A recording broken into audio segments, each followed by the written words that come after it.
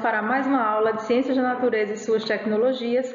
Como nós já estudamos a questão da importância da prática esportiva, e essa prática esportiva envolve também a questão das trocas de calor, o nosso tema de hoje será termoquímica, que é um tema que trata justamente dessas trocas de calor nas reações químicas, ok? Então vamos lá, professora Leidjane, foco nos estudos.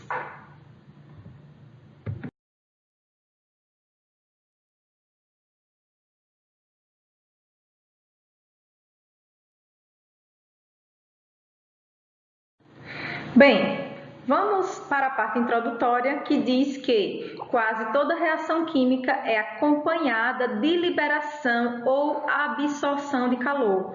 Aí nós temos como exemplo a queima da gasolina, a queima do etanol, a queima do próprio GLP, que é o gás liquefeito de petróleo, conhecido como gás de cozinha. Certo? Então, aqui nós temos alguns exemplos relacionados à liberação ou absorção de calor, que nós vamos ver mais adiante.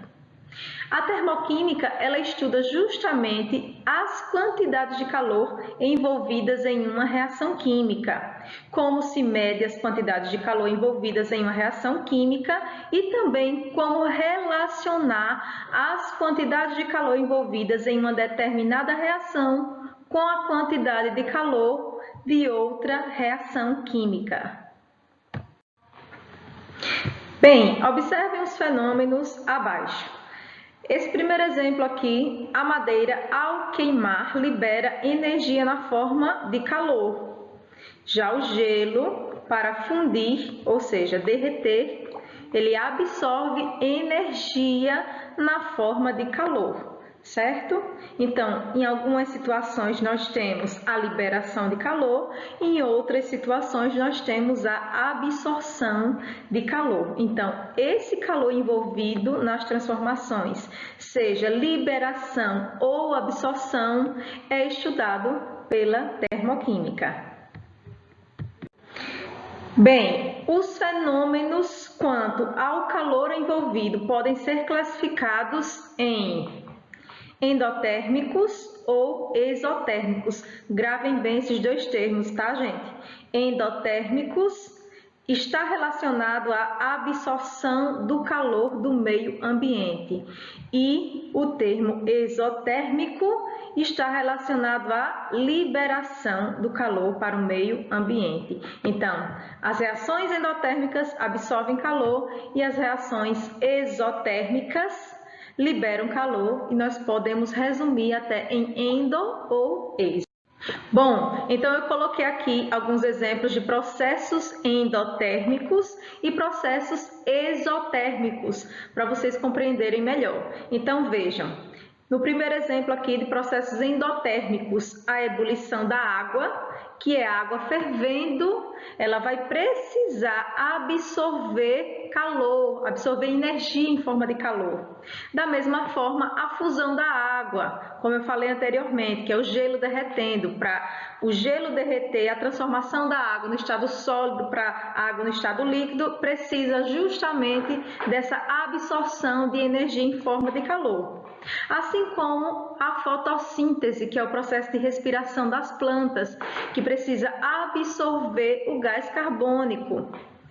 E também a bolsa de gelo instantânea, que absorve o calor do nosso corpo. Então, todos esses aqui são processos endotérmicos. Já o processo exotérmicos, que é a liberação de calor, nós temos aqui como primeiro exemplo a queima da vela. Nesse processo de queima, existe sempre essa liberação de energia em forma de calor. Nós temos aqui um outro exemplo, que é a combustão de álcool derivados do petróleo, como os combustíveis, a gasolina, o óleo diesel, que para os automóveis funcionar precisa justamente da queima dos combustíveis. Então, esse processo de queima ocorre através da liberação de calor.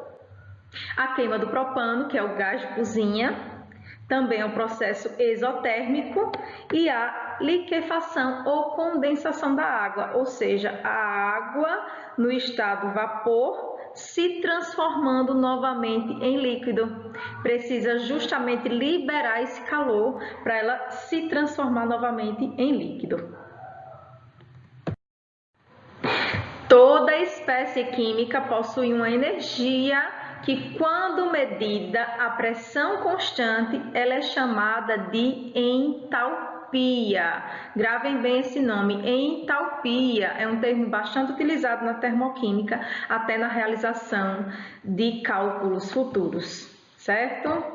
Então, vejam só, não é possível calcular a entalpia de um sistema, e sim a sua variação, que nós chamamos de ΔH, ok? Então, o ΔH, que é a nossa equação termoquímica, que é a variação de entalpia. A variação de entalpia é, na verdade, a quantidade de calor liberada ou absorvida em uma reação química. Então, nós utilizamos a entalpia final menos a entalpia inicial para poder calcularmos essa variação. Vamos ver agora o primeiro caso dos processos exotérmicos através da equação e do gráfico. Então, veja, nós já sabemos que a variação da entalpia é a entalpia final menos a entalpia inicial, certo? Então, em uma reação química, nós temos sempre reagentes que reagem para formar os produtos. Então, os reagentes é o início da reação e os produtos, obviamente, o final. Então, analisando esse gráfico, aqui nós temos o caminho da reação e aqui a variação de entalpia. Então, nós temos aqui, nessa primeira situação, os reagentes, que está no início da reação, formando os produtos. Observem que os reagentes, a variação de entalpia dele é maior do que a variação de entalpia dos produtos. Ele está mais acima aqui no gráfico. Consequentemente, esse ΔH vai ser menor do que zero. Mas por quê, professora? Por que esse ΔH vai ser menor do que zero? Vai dar um valor negativo. Bom, vamos analisar aqui na equação o seguinte. Se nós analisamos aqui no gráfico que a entalpia dos reagentes é maior do que a entalpia dos produtos, ó, está lá em cima o reagente, o produto está lá embaixo, certo? Pronto, se o reagente é maior do que os produtos, a entalpia, então nós temos aqui ΔH igual ao H final, que é o H dos produtos, menos o H inicial, que é o H dos reagentes. Se essa parcela aqui é maior, que é a entalpia dos reagentes, consequentemente, esse valor ele vai dar negativo, porque os reagentes está maior do que o produto. Como nós temos um sinal negativo aqui, então esse valor aqui vai dar maior. A entalpia vai dar um valor negativo. Então, quando nós tivermos a entalpia dos reagentes maior do que a entalpia dos produtos, o nosso ΔH será menor do que zero, será um valor negativo. Quando nós tivermos a entalpia com valor negativo, nós temos um processo exotérmico, ou seja, um processo onde ocorre a liberação de calor. Já nos processos endotérmicos, nós temos o contrário. Aqui nós temos novamente a equação termoquímica, mas graficamente falando, a entalpia agora dos produtos será maior do que a entalpia dos reagentes. Como a entalpia dos produtos é a entalpia final, consequentemente, esse valor será maior que esse. E o ΔH irá dar um valor positivo maior do que zero. Quando o ΔH é positivo, maior que zero, nós temos um processo endotérmico, ou seja, um processo que absorve calor. Nós temos agora a representação da entalpia nas reações químicas. Então, o calor ele pode ser representado como parte integrante da reação, dessa forma, onde nós temos aqui dois exemplos de reação exotérmica e endotérmica. Então, observem bem, aqui nós temos a produção da amônia, NH3, a junção dos reagentes nitrogênio mais hidrogênio formando a amônia, mais a liberação de calor, que foi 92,2 quilojoules, ou seja, essa reação ela é exotérmica, então ela pode ser expressa, essa variação, ela pode ser expressa como parte integrante da reação. Se a reação for endotérmica, o valor da variação ele fica do lado dos reagentes, porque a reação está absorvendo calor. Aqui no caso é a reação inversa. Né? Aqui nós tínhamos a produção da amônia, que é a reação exotérmica. Se nós invertermos essa reação, nós temos que a amônia, a síntese dela, irá produzir nitrogênio e hidrogênio, certo? Então, essa reação aqui é o inverso dessa e vice-versa. Agora, nós podemos ainda escrevermos a variação de entalpia separada da reação também. Não tem problema, das duas formas está correto. Então, aqui nós escrevemos a reação e como nesse primeiro caso a reação ela é exotérmica, se nós formos escrever em forma de variação de entalpia, o ΔH nós escrevemos negativo, porque essa reação está liberando calor. Já no segundo caso, como a reação ela é endotérmica, o ΔH, que está aqui do lado dos reagentes, está absorvendo calor, nós escrevemos ele positivo, porque ΔH maior do que zero, a reação é endotérmica, e ΔH menor do que zero, a reação é exotérmica. Vamos à primeira questão. Ao se sair molhado em local aberto, mesmo em dias quentes, sente-se uma sensação de frio. Esse fenômeno está relacionado com a evaporação da água, que no caso está em contato com o corpo humano. Essa sensação de frio explica-se corretamente pelo fato de que a evaporação da água é que tipo de processo? É um processo endotérmico ou é um processo exotérmico? Vamos lembrar dos exemplos anteriores em que eu falei que quando nós temos um processo onde o gelo está derretendo, nós temos um processo endotérmico, onde a água vai precisar absorver calor do meio externo para poder derreter. Da mesma forma, isso vai acontecer com a água no estado líquido. Para se transformar em vapor, também vai precisar absorver energia em forma de calor do meio externo. Então, a alternativa correta é a letra B, porque é um processo endotérmico e retira calor do corpo. O meio externo retira calor do corpo, por isso que nós sentimos essa sensação de frio. Segunda questão. Em uma cozinha estão ocorrendo os seguintes processos. Primeiro, o gás queimando em uma das bocas do fogão. E o segundo processo, a água fervendo em uma panela que se encontra sob esta boca do fogão. Nós já vimos que esse processo da transformação da água no estado líquido para o estado de vapor ocorre uma absorção de calor. Então, nós temos aí, nesse caso, uma reação endotérmica. Já o primeiro processo o gás queimando em uma das bocas de fogão será um processo exotérmico, porque vai estar liberando calor. E a alternativa correta é a letra B.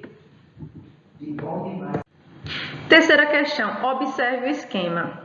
Nós temos aqui a entalpia dos reagentes, que é a entalpia inicial, igual a 870 kJ, transformando-se e formando a entalpia dos produtos, que é a entalpia final, igual a 1000 kJ. De acordo com o esquema apresentado, podemos dizer que esse processo deverá ser.